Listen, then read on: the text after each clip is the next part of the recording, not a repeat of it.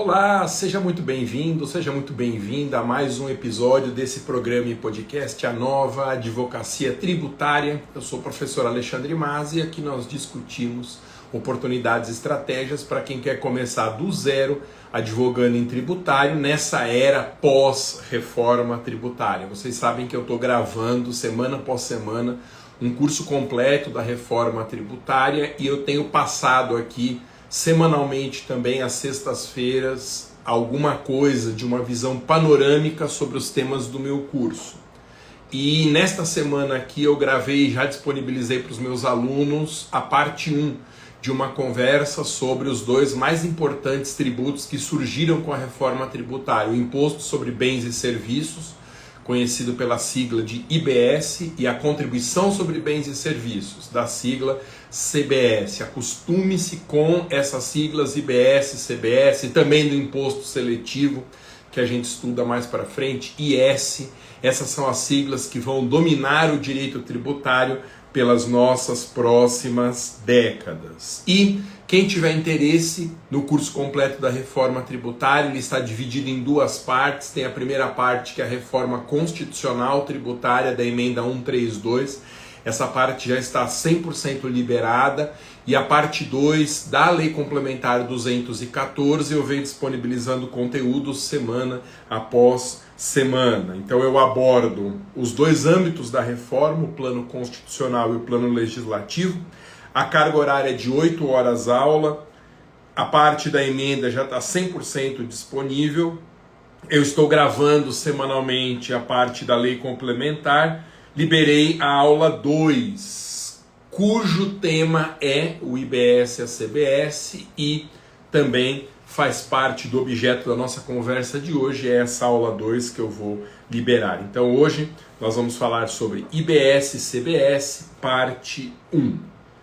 Muito bem, o IBS e a CBS foram criados pela Lei Complementar 214 de janeiro de 2025. O IBS, começando a falar por ele, vai substituir gradualmente o ICMS e o ISS a partir de 2027, portanto não é nada para agora. Porém, sua implementação definitiva está prevista para ocorrer somente em 2033.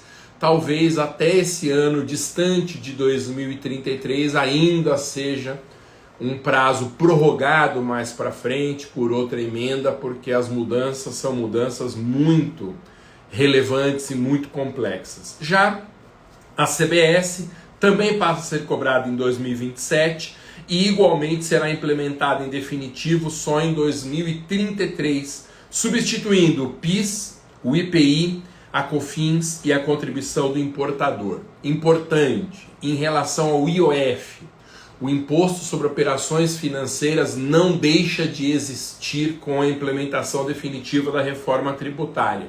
O que acontece é que o IOF perde parte do seu fato gerador para a CBS.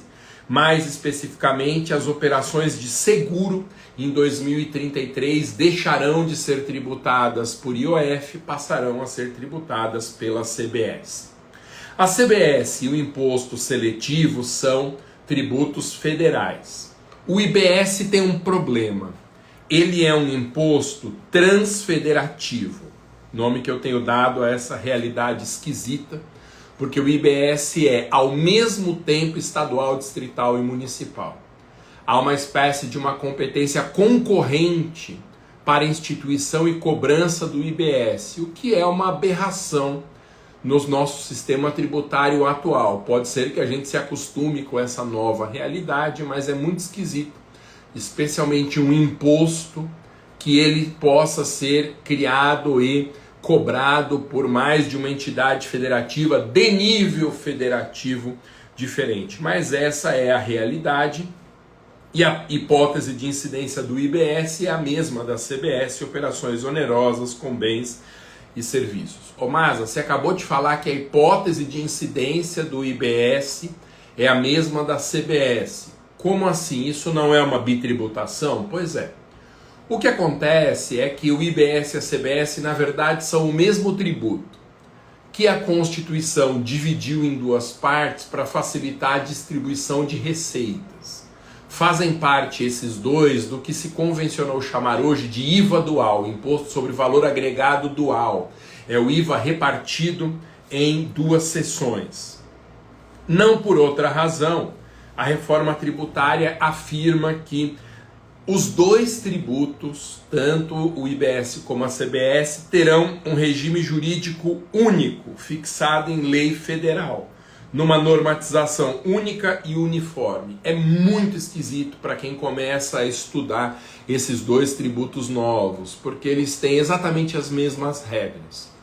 E o que me aflige, que me deixa muito preocupado, é o fato de serem as mesmas regras, o mesmíssimo regime jurídico para um imposto estadual, distrital e municipal e para uma contribuição federal. Sendo que impostos e contribuições são tributos profundamente diferentes entre si.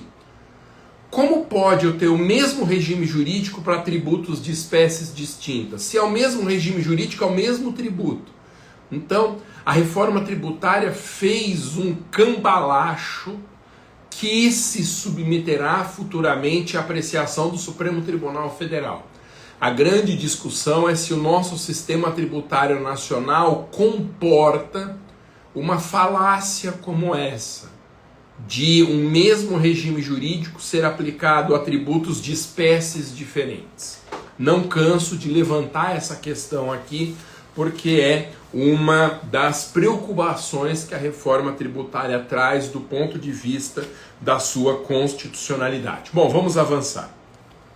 A base de cálculo do IBS e da CBS é o valor da operação sobre bens e serviços. Em relação à alíquota, no IBS vale destacar que a alíquota será a somatória das alíquotas estaduais e municipais sobre operação, cabendo ao Senado fixar uma alíquota de referência.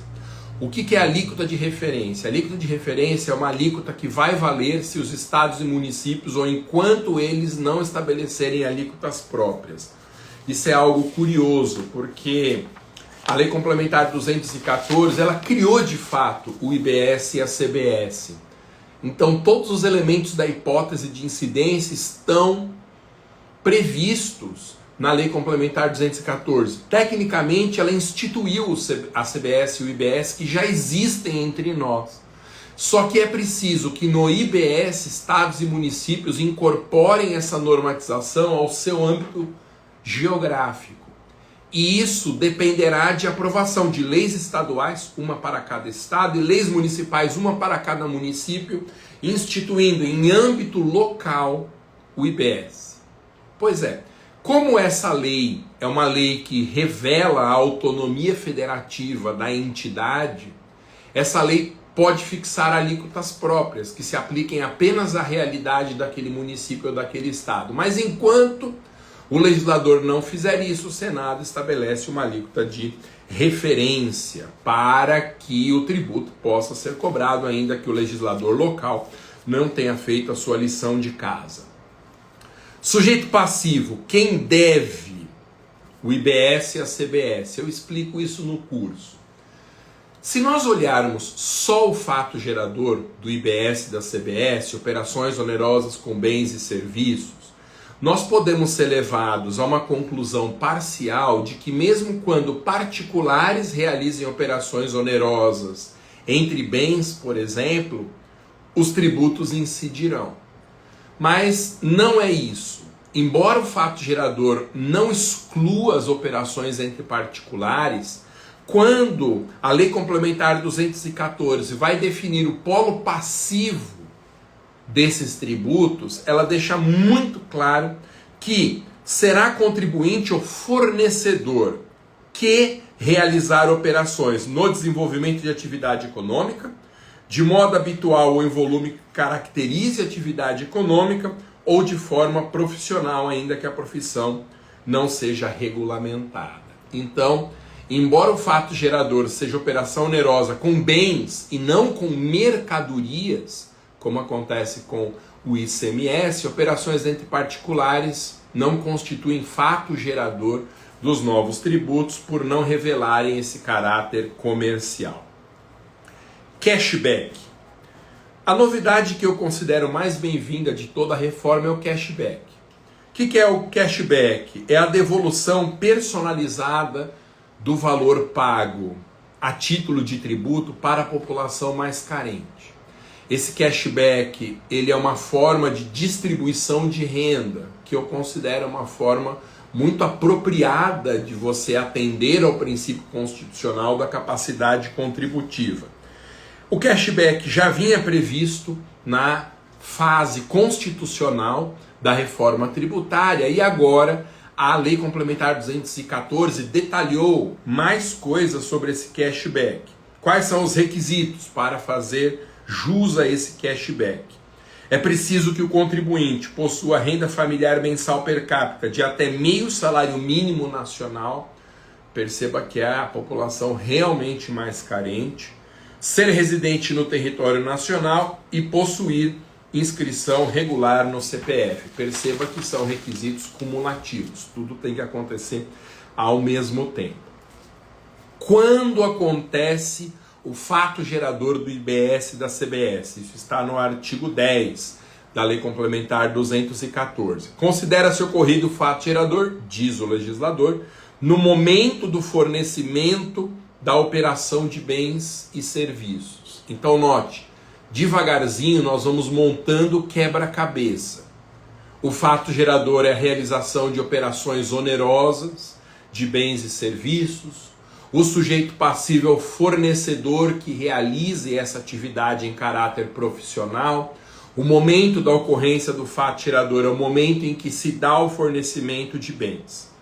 Diz o parágrafo 1º do artigo 10, aprofundando, para fins do disposto no caput desse artigo, considera-se ocorrido o fornecimento no momento do início do transporte, na prestação de serviço de transporte iniciado no país, no término do transporte, se a prestação de transporte for iniciada no exterior, no término do fornecimento, nos demais casos de serviço, e em que o bem for encontrado desacobertado de documentação fiscal inidônea. Na hipótese de bens, será no momento da aquisição, nos casos de licitação promovida pelo poder público, de bem apreendido abandonado ou de leilão judicial.